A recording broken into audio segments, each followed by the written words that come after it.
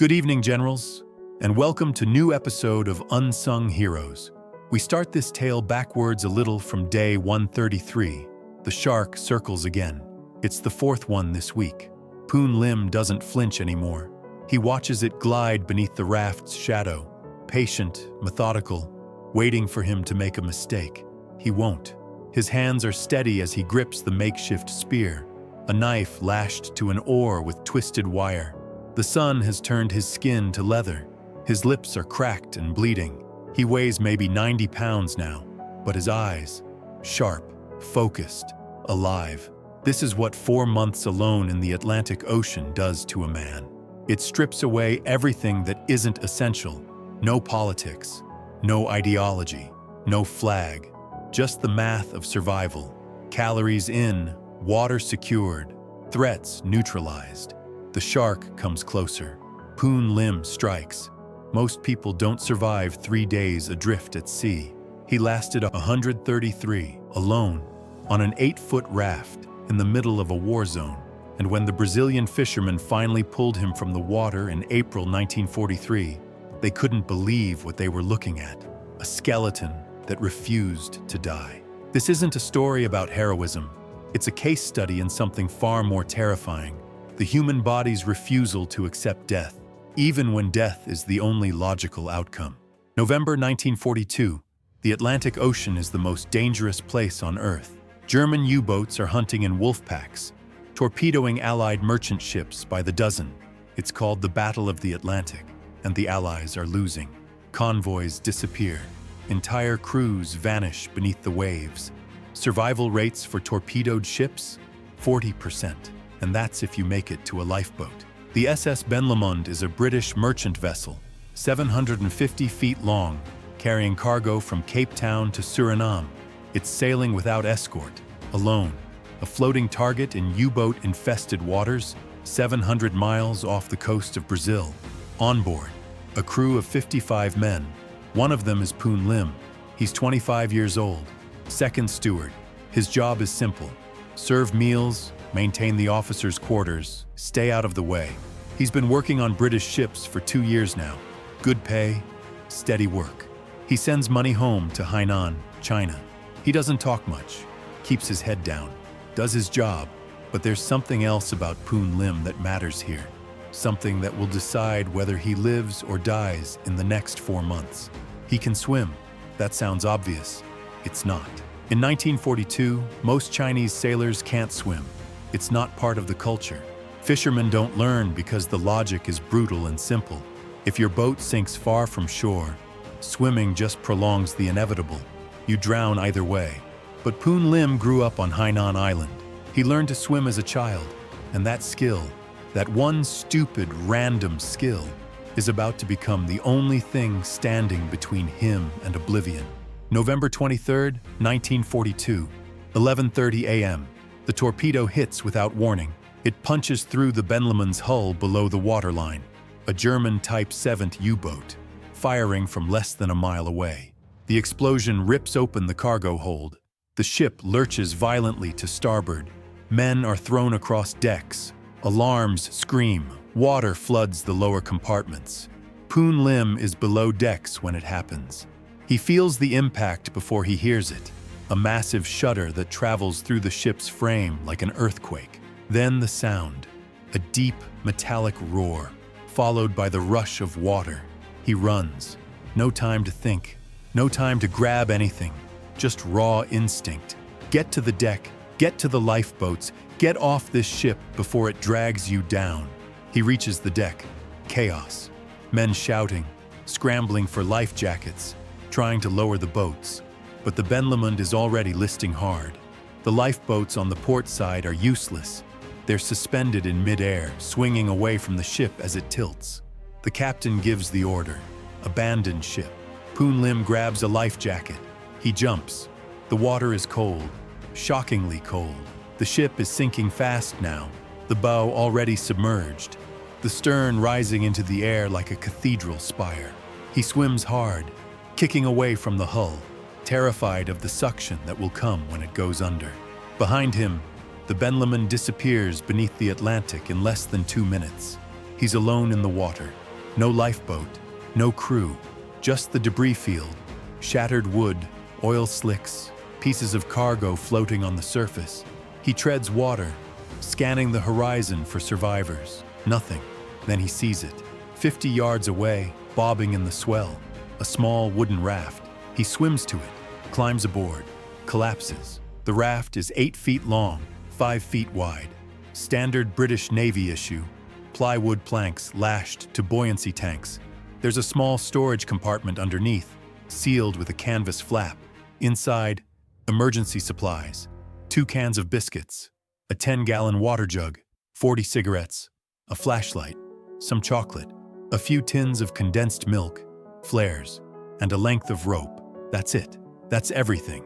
Poon Lim does the math immediately. If he rations carefully, tiny sips of water, 1 biscuit per day, he might stretch these supplies for 30 days, maybe 40 if he's disciplined. After that, he'll die. Day 1, he doesn't panic. Not yet. Panic is a luxury.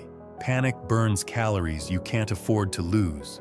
So he forces himself to think clearly, methodically. He takes inventory.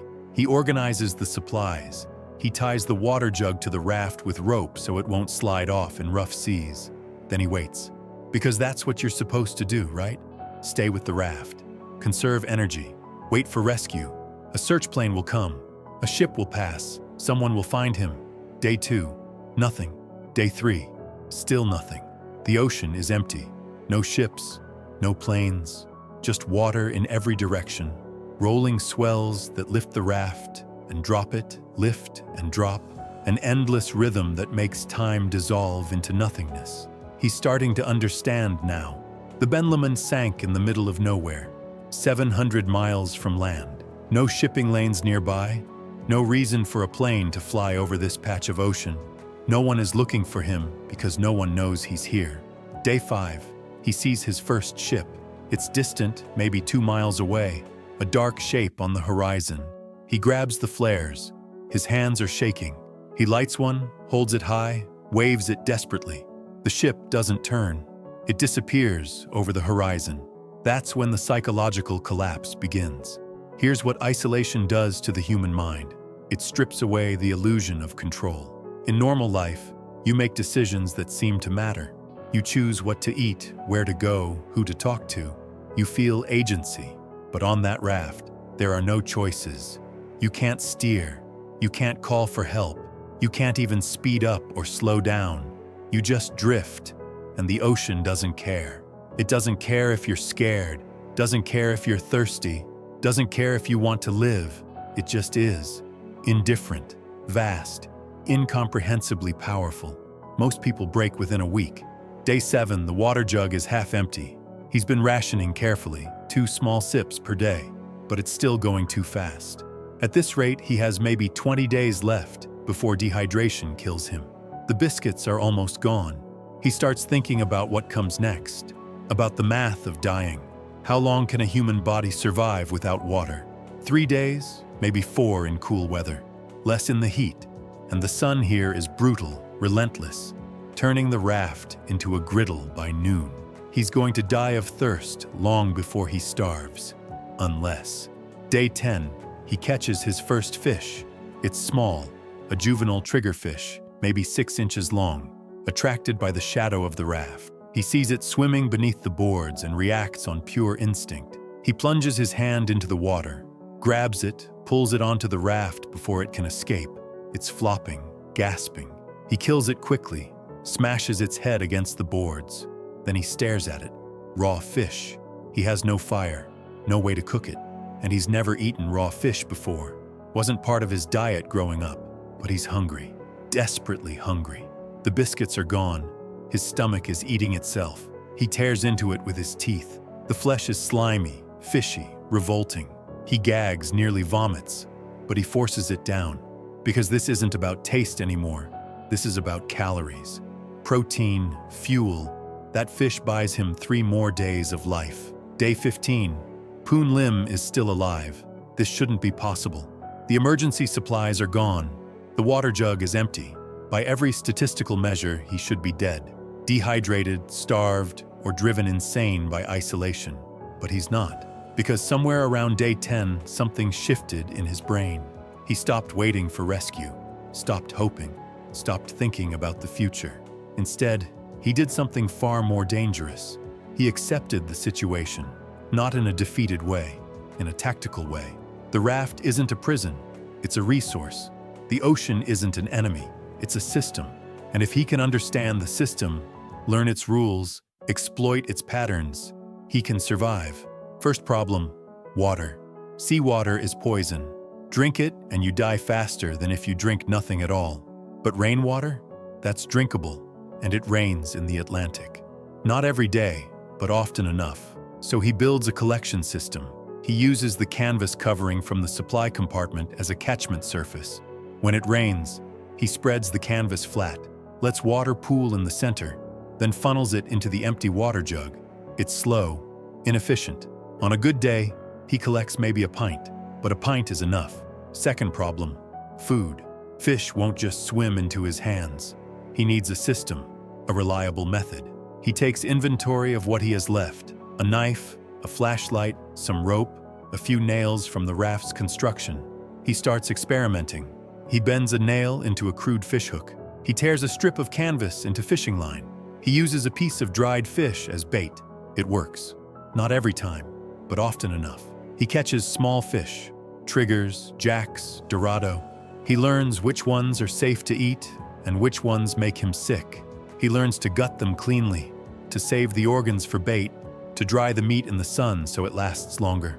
Third problem, predators. Sharks. They're everywhere. Drawn by the blood in the water when he cleans fish. Drawn by the shadow of the raft. Curious, patient, waiting. Most sharks don't attack humans, not actively. But a starving man on a raft, trailing fish guts in the water? That's different.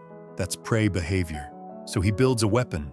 He takes the knife, a small folding blade, maybe 3 inches long, and lashes it to one of the oars with wire scavenged from the raft's frame. Now he has a spear. It's crude, awkward, barely functional, but it's something. Day 20. A shark circles the raft. Big one, maybe 6 feet long, a Caribbean reef shark. It bumps the raft, testing. Poon Lim waits, lets it get close. Then he stabs it. The spear punches through the shark's skin just behind the gills. It thrashes violently, nearly capsizing the raft. Blood blooms in the water. Poon Lim holds on, drives the spear deeper until the shark stops moving. Then he drags it onto the raft.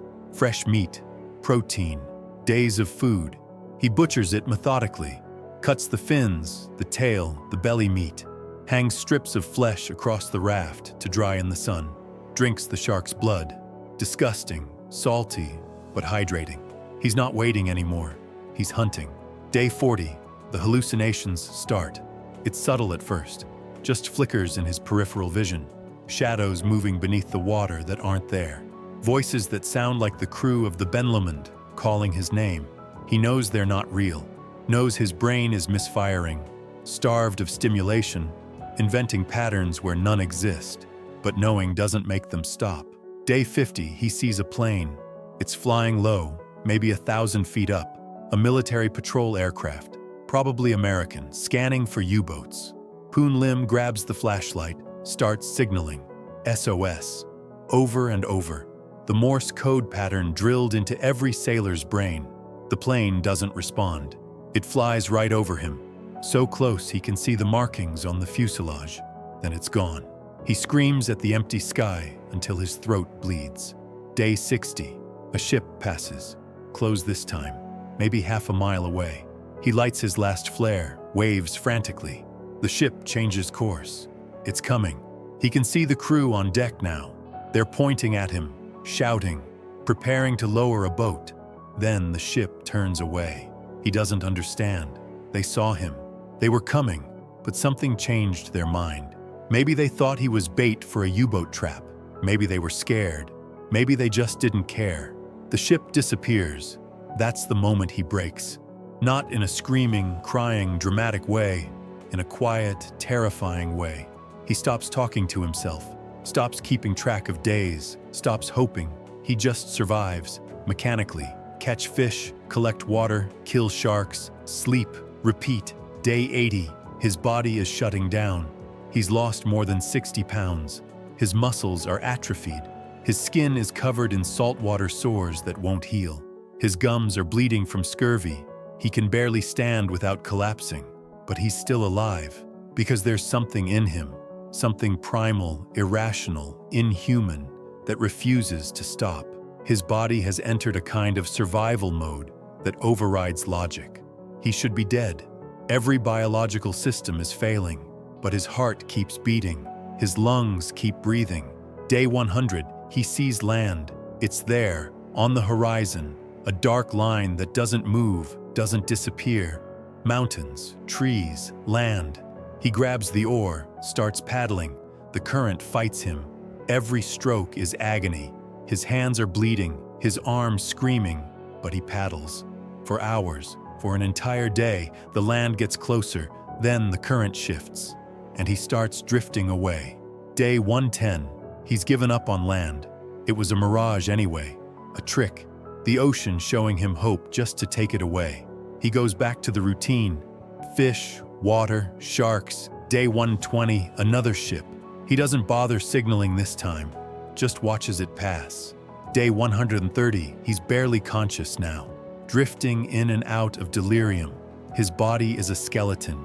His mind is fractured, but he's still breathing. Day 133, April 20th, 1943. Brazilian fishermen spot the raft 3 miles off the coast near Salinas. At first, they think it's debris. Then they see him, a figure lying motionless on the boards. They pull alongside. One of the fishermen climbs onto the raft, checks for a pulse. Poon Lim opens his eyes. When they pulled him off that raft, Poon Lim weighed 90 pounds. He'd lost 70 pounds. His body was covered in sores. His muscles had atrophied so severely he couldn't walk. He was dehydrated, malnourished, and suffering from exposure-related injuries that should have killed him weeks earlier. But he was alive. The doctors in Brazil couldn't explain it. 133 days alone at sea? Impossible. The human body doesn't work that way. 3 weeks is the maximum anyone's survived adrift before. A month if you're extremely lucky. Poon Lim had tripled that. The British Navy interviewed him. They wanted to know how he did it, what techniques he used, what kept him alive when 54 other crew members from the Benlomond died. His answer was simple. I hoped someone would pick me up. That's all. That's not all. What kept Poon Lim alive wasn't hope. It was something darker, more primal. It was the refusal to surrender. The ability to reduce existence to its most basic components. Calories, water, shelter, and optimize for survival with zero margin for error. Most people can't do that. Most people break when faced with that level of deprivation because their brains can't accept a reality where comfort, safety, and rescue aren't coming. Poon Lim accepted it, and that acceptance, that cold, brutal pragmatism, turned him into something more efficient than hope. It turned him into a machine that wouldn't stop running until the fuel ran out. The Royal Navy gave him a British Empire Medal. King George VI personally honored him. They published his survival techniques in training manuals for sailors. His story became legend. But here's the thing nobody talks about. He tried to immigrate to the United States after the war, wanted to start a new life, build something. They rejected him. Why? The Chinese Exclusion Act. America didn't want Chinese immigrants. Didn't matter that he'd survived the impossible. Didn't matter that he was a war hero. He was Chinese. That was enough. He ended up in Brooklyn, working as a kitchen inspector. Quiet life. Stayed out of the spotlight. Married, had children, lived to be 72. When journalists asked him about the raft years later, he didn't want to talk about it. Said he didn't like thinking about those days. Said he tried to forget. But here's the real horror of Poon Lim's story. It's not that he survived, it's how he survived. Because what kept him alive out there wasn't courage or heroism or any of the comfortable narratives we like to tell ourselves about human resilience. It was the realization that survival doesn't care about your feelings. It doesn't care if you're scared, doesn't care if you're suffering, doesn't care if you want to live. It only cares if you're willing to do the work. Catch the fish, collect the water, kill the shark. Every single day until someone pulls you out or you die trying. Poon Lim died in 1991 in Brooklyn, New York. His record, 133 days adrift alone at sea, still stands. No one has ever broken it. Most people who try don't last a week. But here's the question worth asking. Why did Poon Lim survive when 54 other men from the Benlomond didn't? Was it luck, skill, willpower? Or was it something else? Something we don't like to acknowledge about human survival. That it's not the strongest who live, not the smartest, not even the most hopeful. It's the ones who can strip away everything, every comfort, every illusion, every shred of dignity, and reduce existence to pure function. Eat, drink, sleep, survive. Nothing else matters. And Poon Lim understood that better than anyone. He didn't survive because he was a hero. He survived because he was willing to become something less than human, something colder, something that couldn't die. Even when dying was the only rational choice. That's all for tonight. Thanks for watching.